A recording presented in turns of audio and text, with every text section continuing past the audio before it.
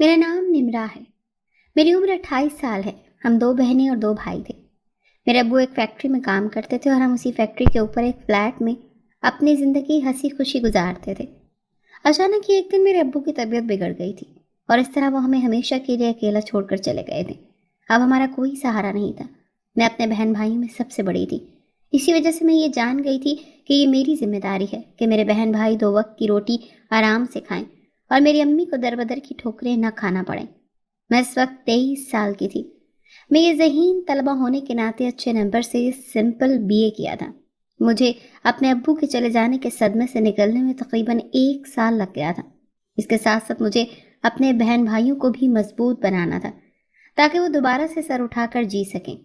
मेरे ददियाल में मेरे अब्बू के नाम की ज़मीन थी जो कि हमारा सहारा था कि हम उस ज़मीन को बेचकर कुछ पैसों से अच्छा सा छोटा सा घर खरीद देंगे और बाकी का पैसा किसी कमेटी में डाल देंगे।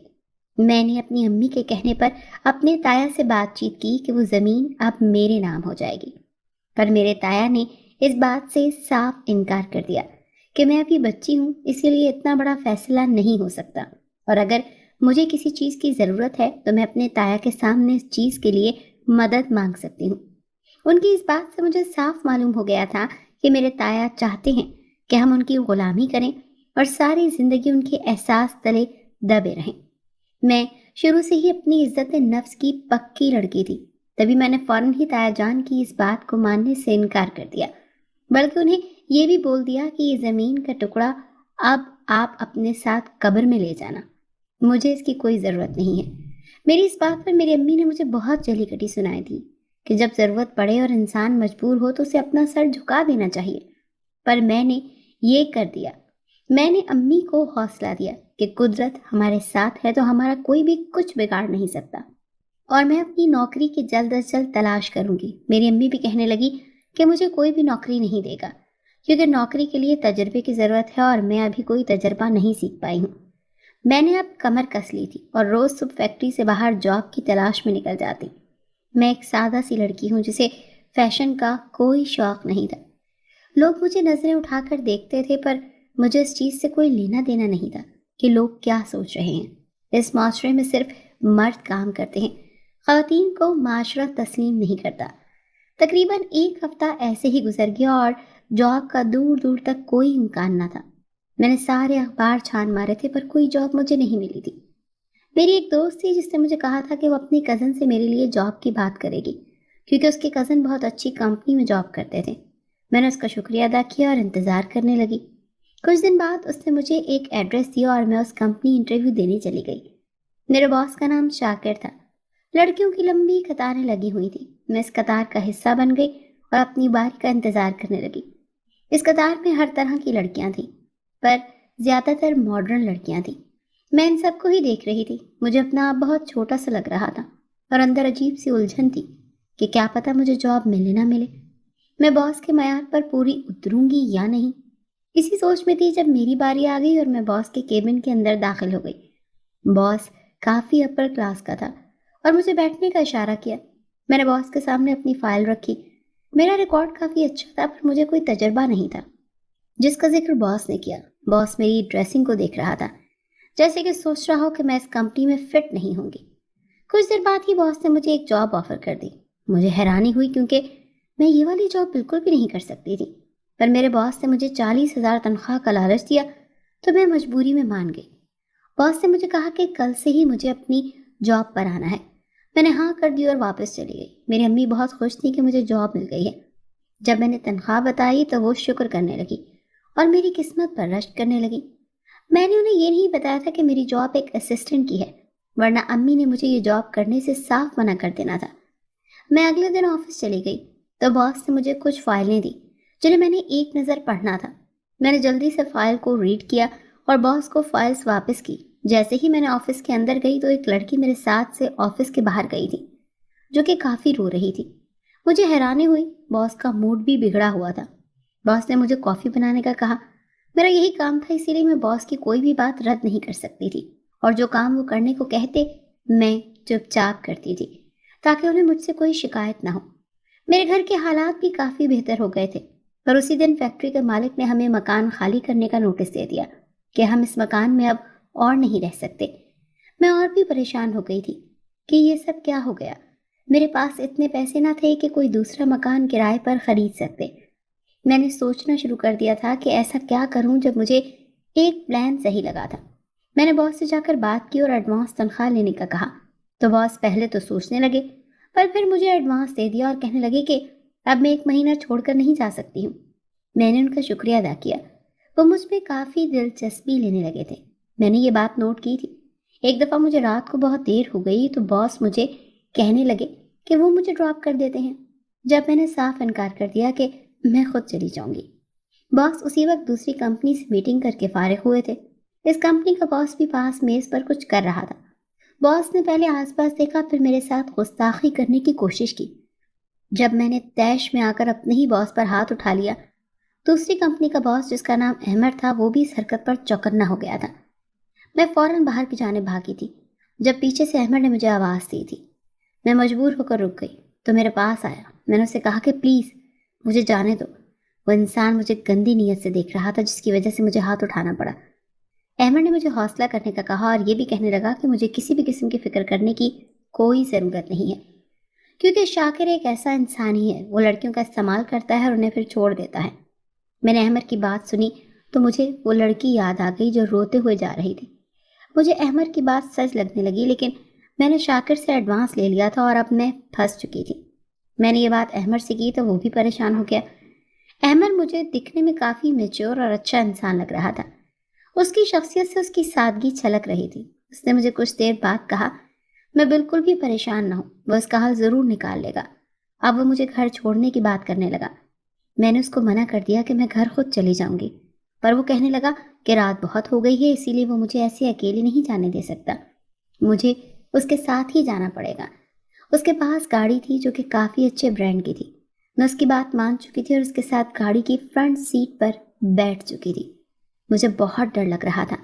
احمد نے بھی میرا خوف بھانپ لیا تھا۔ جب ہی وہ مجھے کہنے لگا کہ مجھے پریشان ہونے کی ضرورت نہیں ہے، اچانک ہی آدھے راستے اس نے گاڑی روک لی۔ میں اب سچ میں خوف میں مبتلا ہو گئی تھی کہ وہ انسان میرے ساتھ کیا کرنے والا ہے، پر کچھ ہی دیر کے بعد وہ 2 آئس کریم پکڑے گاڑی کے اندر آیا اور ایک آئس کریم میرے سامنے کی۔ میں بہت جھجک رہی تھی کہ ابھی میرے ساتھ اتنا بڑا واقعہ ہوا ہے اور میں آئس کریم کیسے کھا سکتی ہوں۔ جب اس نے مجھ سے کہا کہ آئس کریم کھا کر میں آج کی ساری تلخ یادیں بھلا دوں اور ایک سنہری یاد کو پکڑ لوں، میں حیران ہوئی جب وہ کہنے لگا کہ مجھ جیسا انسان تمہیں ملا ہے، یہ ایک سنہری یادوں سے کم تو نہیں ہے نا۔ میں اس لمحے پہلی مرتبہ مسکرائی تھی جب وہ مجھے دیکھنے لگا اور میری مسکراہٹ میں کھو گیا۔ کچھ دیر بعد اس نے اپنی گاڑی میرے پرانے بوسیدہ گھر کے سامنے روک دی تھی۔ میں بہت ہچکچا رہی تھی جب احمد نے ضد کی کہ وہ میری امی سے ملنا چاہتا ہے۔ مجھے اس کے احسان کے بدلے اس کی یہ بات ماننی پڑی۔ وہ بھی میرے ساتھ اس گھر میں داخل ہو گیا۔ امی میرے ساتھ انجان شخص کو دیکھ کر حیران تھی اور مجھ سے کہنے لگی کہ نمرا، یہ کون ہے؟ میں نے امی کو بتایا کہ یہ میرے باس کی کمپنی کے شیئر ہولڈر ہیں اور آج انہی کی وجہ سے میں بچ گئی ہوں۔ وہ تو حیران تھی جب احمد نے انہیں پہلے سلام کیا اور پھر میرے ساتھ ہوئی ساری کارروائی سنا دی۔ میری امی شاک تھی۔ انہیں تو یہ بھی معلوم نہیں تھا کہ میں کس قسم کی جاب کرتی ہوں، پر انہیں سب کچھ پتہ چل گیا تھا۔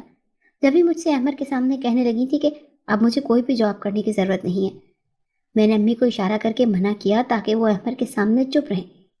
احمد نے میری امی کو کہا کہ وہ مجھے ایک اچھی جگہ جاب دلوا سکتا ہے اور مجھے پک اینڈ ڈراپ بھی وہی کرے گا۔ میری امی نے اسے بھی منع کر دیا۔ وہ صحیح معنوں میں میرے لیے پریشان تھی۔ احمد نے میری امی کو سمجھایا کہ وہ اس پر بھروسہ کر سکتی ہیں اور مجھے جاب دینے کی اجازت دے دیں۔ ہر انسان شاکر کی طرح نہیں ہوتا۔ میری امی نے کچھ دیر بعد اجازت دے دی اور ایسے میری احمد کے ذریعے ایک اور دفعہ جاب لگ گئی تھی۔ احمد نے شاکر کو میری طرف سے ایڈوانس بھی واپس کر دیا تھا۔ میں اب اس کے احسان تلے دب گئی تھی۔ میں اس کا جتنا بھی شکریہ ادا کرتی وہ کم تھا۔ وہ اب مجھے گھر سے پک کرتا اور ہم مل کر کمپنی جاتے۔ لوگ ہم دونوں کو ایک ساتھ دیکھ کر حیران ہو جاتے تھے۔ مجھے اپنا آپ چھوٹا لگتا تھا۔ ایک دفعہ احمد میرے لیے اپنی امی کے ہاتھ کا حلوہ لے کر آیا تھا، جو کہ ایک منت کا حلوہ تھا۔ میرے پوچھنے پر اس نے بتایا کہ اس کی امی لوگوں کے کہنے پر منت کے حلوے بناتی ہیں۔ میں بھی حیران ہوئی اور دل میں سوچنے لگی کہ اس کی امی تو بہت پرہیزگار خاتون ہے۔ میرے دل میں خواہش جاگی تھی کہ میں احمد کی امی سے مل سکوں۔ کچھ دنوں کے بعد میں نے احمد کو کہا کہ کیا میں اس کی امی سے مل سکتی ہوں۔ جب وہ پہلے تو پریشان ہوا، پھر اس نے کہہ دیا کہ اس کی امی صرف انہی سے ملتی ہیں جو منت لے کر ان کے پاس جاتے ہیں۔ اگر میری کوئی منت ہے تو میں بھی ان سے مل سکتی ہوں، پر میری کوئی بھی منت نہ تھی، اسی لیے میں ان سے مل نہ سکی۔ دن ایسے ہی گزرتے رہے۔ احمد اور میں ایک دوسرے کو اب اچھے طریقے سے سمجھنے لگے تھے۔ میں احمد کے ساتھ بہت ہی اٹیچڈ ہو گئی تھی۔ کچھ دنوں کے بعد میری چھوٹی بہن کا رشتہ آیا تو میری امی پریشان ہونے لگیں کہ ابھی تک میرا کوئی رشتہ نہیں آیا اور میری چھوٹی بہن کا رشتہ آ گیا۔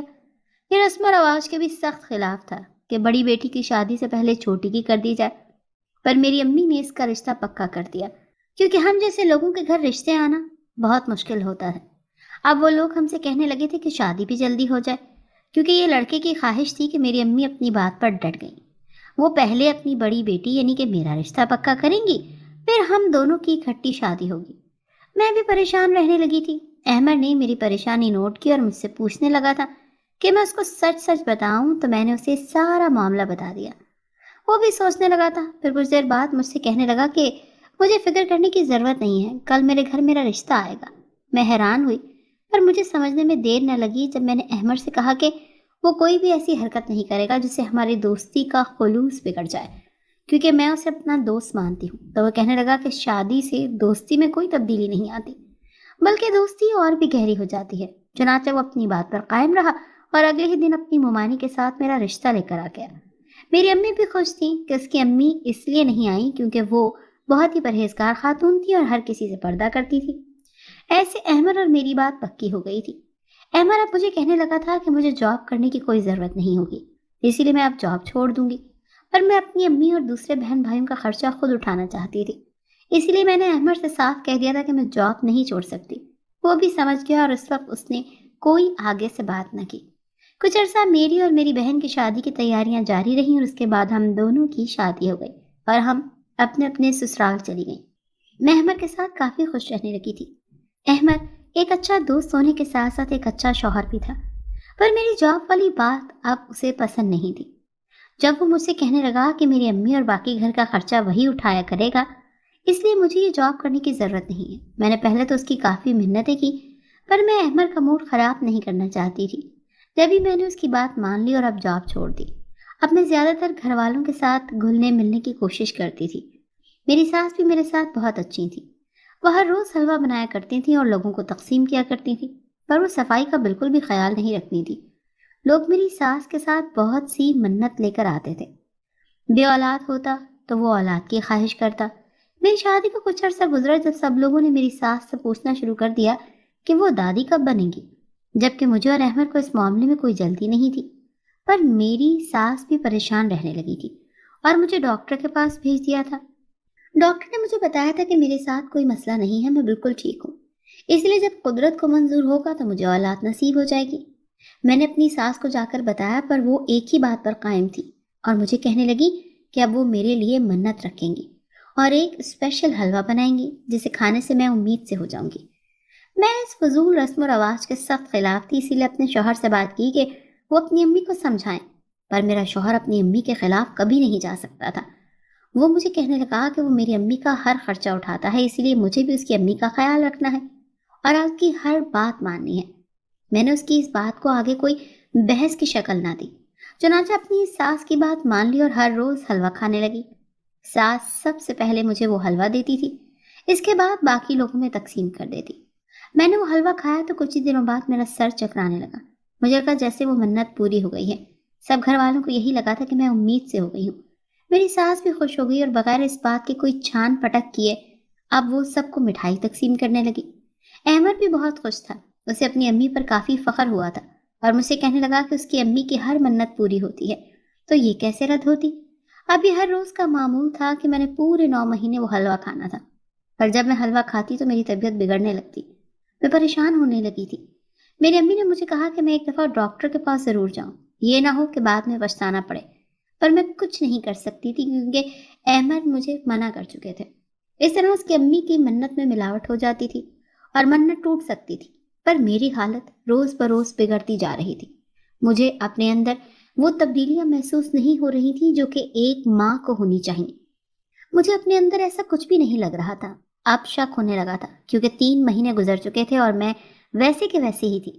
ایک دفعہ میری ساس کچن میں تھی جب میں اس بات کا فائدہ اٹھا کر سوچا کہ جا کر حلوہ بننے والی جگہ کو دیکھتی ہوں، کیونکہ مجھے اس جگہ جانے کا کبھی اتفاق نہیں ہوا تھا۔ میں جب بھی جانے لگتی تو میری ساس مجھے ٹوک دیتی اور واپس بھیج دیتی۔ میں جیسے ہی اس جگہ پہنچی تو میں حیران ہو گئی تھی کہ میری ساس اس حلوے میں کچا گوشت استعمال کرتی ہے۔ میرا دل فوراً یہ سوچ کر خراب ہونے لگا تھا کہ میں اب تک وہ حلوہ کھاتی آئی تھی۔ مجھے اندازہ ہوا کہ صرف میرے حلوے میں ہی ملاوٹ کرتی تھی تاکہ میری طبیعت خراب ہو تو وہ خاندان میں اپنی منت پوری ہونے کا واویلا مچا دے، جبکہ ادھر میری دوسری طبیعت خراب ہو جائے۔ مجھے بہت حیرانی ہوئی، پر یہ بات میں کسی کو بھی نہیں بتا سکتی تھی۔ اب یہ بات تو سچ ثابت ہو چکی تھی کہ میں امید سے نہیں تھی، پر میں یہ حلوہ اور نہیں کھا سکتی تھی۔ میں پریشان تھی کہ اب اس حلوے کا کیا کروں، کیونکہ میں اسے اب کسی بھی قیمت پر کھا نہیں سکتی تھی۔ میں نے ایک طریقہ اپنایا اور میری ساس جیسے ہی مجھے حلوہ دیتی میں اسے اپنے پاس رکھ لیتی کہ میں کچھ دیر بعد کھاؤں گی، پر جب وہ چلی جاتی تو حلوہ پھینک دیتی۔ اس طرح انہیں پتہ نہیں چلتا تھا اور میں کچھ دنوں کے بعد فریش ہونے لگی تھی۔ احمد نے بھی نوٹ کیا تھا کہ میرے اندر کوئی تبدیلی نہیں آ رہی۔ اسے مجھ پر شک ہونے لگا تھا کہ شاید میں وہ حلوہ نہیں کھا رہی، پر میں نے اسے یقین دلایا کہ ایسی تو کوئی بات نہیں، حلوہ تو روز کھاتی ہوں میں جانتی تھی کہ میں نے جھوٹ بولا تھا، پر میں سچ بول کر اسے غصہ نہیں دلا سکتی تھی۔ جب بھی اسے سمجھانے لگی کہ ڈاکٹری علاج بہت ضروری ہے تاکہ ہمیں معلوم ہو جائے کہ سب کچھ ٹھیک ہے، احمد نے مجھے اجازت دے دی کہ میں ڈاکٹر کے پاس چلی جاؤں، پر اس بات کا علم اس کی امی کو نہ ہو۔ میں نے اسے بھی اپنے ساتھ آنے کا کہا تھا تاکہ اگر ڈاکٹر کچھ بھی کہے تو وہ اپنے کان سے خود سن لے، ورنہ بعد میں نہ جانے اسے میری بات کا یقین ہوتا ہے یا نہیں۔ اس سے میرے ساتھ جانے کی حامی بھر لی تھی اور میں نے شکر کیا تھا۔ مجھے یہ تو معلوم تھا کہ میں حاملہ نہیں ہوں، بس مجھے احمد کی آنکھوں پر بندھی پٹی اتارنی تھی۔ چنانچہ وہ میرے ساتھ ڈاکٹر کے پاس گیا۔ ڈاکٹر نے میرا چیک اپ کیا تو مجھے بتایا کہ ابھی کوئی خوشخبری نہیں ہے، جبکہ وہ حلوے کھا کر میرا معدہ بری طرح متاثر ہوا ہے۔ احمد بھی شاک تھا، اسے وہ بہت برا دھچکا لگا تھا۔ وہ اب مجھ سے شرمندہ ہو گیا تھا۔ ڈاکٹر نے مجھے کچھ دوائیاں لکھ کر دی تھی۔ میں نے احمد کو منع کر دیا تھا کہ اسے اب اپنی امی سے اس معاملے میں کوئی بات نہیں کرنی چاہیے۔ وہ اب مجھ سے پوچھنے لگا تھا کہ اس حلوے میں ایسا کیا تھا کہ میری طبیعت اس حد تک بگڑ گئی۔ میں نے احمد کو کہا کہ اسے میری بات پر یقین کرنا پڑے گا تبھی میں اسے بتاؤں گی۔ احمد بھی تیار ہو گیا۔ جب میں نے اسے بتایا کہ کیسے اس کی امی نے خاندان میں اپنا نام بنانے کے لیے مجھے ملاوٹ زدہ حلوہ کھلایا تھا تاکہ میری طبیعت بگڑے اور وہ سب کو بتا دیں کہ میں امید سے ہوں، احمد اب اپنی امی کی طرف سے مجھ سے معذرت کرنے لگا تھا کہ اس نے مجھ پر بھروسہ نہ کیا اور اتنا سب کچھ ہو گیا۔ میں نے اسے دوبارہ منع کیا کہ پلیز اپنی امی سے کچھ مت کہنا، وہ حلوہ ویسے بھی نہیں کھاتی، صحیح وقت آنے پر ہم انہیں اچھے طریقے سے سمجھائیں گے۔ احمد بھی میری بات سے متفق ہو گیا تھا، چنانچہ ہم نے اس معاملے کو ادھر ہی ختم کر دیا تھا۔ ایک دن جب احمد آفس گیا تو کچھ دیر بعد ہی مجھے اطلاع ملی تھی کہ احمد پر کسی نے جان لیوا حملہ کیا ہے، جس کی وجہ سے وہ بری طرح سے زخمی حالت میں اسپتال میں موجود ہے۔ میں نے فوراً یہ خبر اپنی ساس کو سنائی تھی۔ میری ساس کی بری حالت ہو گئی تھی۔ وہ بے شک اپنے بیٹے سے بہت پیار کرتی تھی۔ ڈاکٹر نے احمد کی حالت نازک بتائی تھی اور دعا کی اپیل کی تھی۔ میں نے بہت صبر سے کام لیا تھا اور اپنی ساس کو بھی دلاسا دیا تھا کہ وہ ہوش سے کام لے۔ میری ساس کو میرا یہ رویہ بہت پسند آیا تھا۔ اب انہیں شرمندگی ہونے لگی تھی۔ کچھ دیر بعد احمد کو ہوش آ گیا۔ میری ساس نے نفل مانے ہوئے تھے۔ وہ احمد سے مل کر بہت رونے لگی اور احمد سے معافی مانگنے لگی تھی۔ وہ بھی حیران ہوا تھا اور اپنی ماں سے کہنے لگا تھا کہ اسے سب کچھ پہلے سے پتا تھا۔ میری ساس نے مجھ سے بھی معافی مانگی تھی۔ میں نے اپنی ساس کو روک دیا تھا کیونکہ وہ مجھ سے بڑی تھی۔ میں نے ان سے کہا تھا کہ مجھ سے معافی مانگنے کی کوئی ضرورت نہیں ہے، وہ بھٹک گئی تھی، پر اچھا ہوا جو انہیں اپنی غلطی کا احساس ہو گیا۔ میں نے انہیں یہ بھی سمجھایا تھا کہ سب کچھ قدرت کے ہاتھ میں ہوتا ہے اور دعا کرنے سے سب کچھ مل جاتا ہے، منت مانگنے سے کچھ بھی ہاتھ نہیں آتا۔ میری ساس نے اب یہ کام چھوڑ دیا تھا۔ میں بھی بہت خوش ہو گئی تھی کیونکہ احمد اب پہلے سے بہت بہتر ہو گیا تھا۔ اس پر حملہ کرنے والا کون تھا اس کی تلاش جاری تھی، پر مجھے شاکر پر شک تھا کیونکہ وہی مجھ سے بدلہ لینے کے لیے اس حد تک گر سکتا تھا کہ کسی کی بھی جان کو ختم کر سکتا ہے۔ احمد کو اب میں باہر جانے نہیں دیتی تھی، اسے یہی کہتی تھی کہ اس کی جان کو ابھی بھی خطرہ ہے اور جب تک پولیس پکڑ نہیں لیتی تو وہ گھر میں ہی رہے۔ احمد نے میری بات مان لی تھی۔ کچھ ہی دنوں کے بعد ہمیں یہ خبر ملی کہ شاکر ہی وہ انسان تھا جس نے احمد پر جان لیوا حملہ کیا ہے اور اسے جیل ہو گئی ہے۔ اس نے بہت سی لڑکیوں کو فراڈ میں پھنسایا تھا، وہ اس بات پر بھی سزا کا مستحق تھا۔ مجھے اپنی قسمت پر رشک ہونے لگا تھا کہ میں شاکر جیسے شاطر انسان سے بچ گئی تھی اور قدرت نے احمد کے روپ میں ایک فرشتہ مجھے عطا کیا تھا جس نے مجھے بچا لیا تھا۔ احمد نے آفس جانا شروع کر دیا تھا، میری بہن کا بیٹا ہو گیا تھا۔ میں بہت خوش تھی، پر مجھے اندر ہی اندر محسوس ہوتا تھا کہ نہ جانے میں کب امید سے ہوں گی۔ میری ساس نے مجھے یہ محسوس کروانا بند کر دیا تھا۔ بلکہ وہ مجھے دلاسا دیتی تھیں کہ ضرور مجھے بھی اولاد کی خوشی نصیب ہوگی۔ میری ساس نے اب احمد کو بھی کوسنا شروع کر دیا تھا کہ وہ مجھے وقت نہیں دیتا تھا، جس کی وجہ سے میں بھی مرجھا گئی ہوں اور اپنی ازدواجی زندگی پر اتنی توجہ نہیں دیتی۔ مجھے بھی وہ سجنے سنورنے کی ہدایات دیتی رہتی تھی۔ اس دن کے بعد احمد کی کمپنی کی پروموشن ہو گئی تو ہم لوگوں نے سب کی دعوت رکھی۔ میری ساس بہت زیادہ خوش ہوئی تھی۔ دعوت کے فوراً بعد ہی میری حالت بگڑ گئی تھی اور مجھے ڈاکٹر کے پاس جانا پڑا، جو کہ میرے لیے اچھا ثابت ہوا۔ ڈاکٹر نے ہمیں خوشخبری سنائی تو میں خوشی سے آنسو بہانے لگی۔ احمد کو بھی مجھ پر ٹوٹ کر پیار آیا تھا۔ ہم دونوں نے مل کر احمد کی امی کو یہ خبر سنائی اور وہ بھی بہت خوش ہوئی تھی۔ میرا پہلے سے بھی زیادہ خیال رکھا جاتا تھا، جس کا نتیجہ یہ نکلا کہ کچھ عرصے بعد میں نے ایک صحت مند بیٹی کو جنم دیا، جس کا نام دعا رکھا تھا۔ پورے خاندان میں خوشی کی لہر دوڑ آئی تھی، جبکہ احمد کی یہی خواہش تھی کہ اس کی پہلی اولاد بیٹی ہی ہو، اور وہ بھی ہو بہو میرے جیسی۔ اس کی یہ خواہش پوری ہو گئی تھی۔ میں اپنی زندگی میں بہت بزی ہو گئی تھی۔ میں چاہتی تھی کہ اپنی بیٹی کی ایسی تربیت کروں کہ وہ بھی میری طرح مضبوط بن سکے۔ میرے ددیال والوں نے میرے ابو کی جو زمین ہم سے چینی تھی وہ بالکل بنجر ہو گئی تھی اور اس پر کوئی فصل وغیرہ نہیں اگ سکی تھی۔ وہ میرے ابو کی ایک نشانی تھی جسے میں اپنے پاس رکھنا چاہتی تھی اور اپنی امی کے نام کروانا چاہتی تھی۔ میرے تایا ابو نے اس زمین کو بیچنے کا سوچ لیا تھا۔ جب میں نے احمد کو بتایا اور اس کے سامنے اپنی خواہش رکھی کہ میں یہ چاہتی ہوں کہ وہ زمین حاصل کر سکوں اور پھر اس کے بعد وہ اپنی امی کے نام کر دوں، احمد نے میری بات مان لی تھی، پر ان کا خیال تھا کہ اس زمین پر ہمارا ہی حق ہے تو ہم اسے خریدیں کیوں۔ انہوں نے میرے تایا پر کیس کرنے کا فیصلہ کیا تھا۔ میں نے ان سے اپنا ڈر ظاہر کیا کہ وہ یہ کیس جیت سکتے ہیں۔ احمد نے یہی کہا کہ جیت ہمیشہ حق کی ہوتی ہے۔ ان کی یہ بات سچ ثابت ہوئی تھی، کیونکہ وہ زمین ہمیں واپس مل گئی تھی۔ میرے تایا کے حالات بدلنے لگے تھے جب وہ مجھ سے معافی مانگنے لگے تھے۔ میں نے انہیں معاف تو کر دیا تھا، پر اب میں اپنی زندگی میں بہت آگے آ چکی تھی، اسی لیے وہ تلخ یادیں بھلانا چاہتی تھی۔ اس طرح میری زندگی ہمیشہ کے لیے بدل گئی تھی، جس کی ایک خاص وجہ یہ تھی کہ میں نے ہر موڑ پر شکر ادا کیا تھا اور کبھی کوئی گلہ نہیں کیا تھا۔ میں جان گئی تھی کہ صبر کا پھل میٹھا ہوتا ہے۔ میں نے سارے حساب پوری امید کے ساتھ اللہ پر چھوڑ دیے تھے اور مجھے اس ذات پر پورا بھروسہ تھا کہ وہ کبھی مجھے اکیلا نہیں چھوڑے گا۔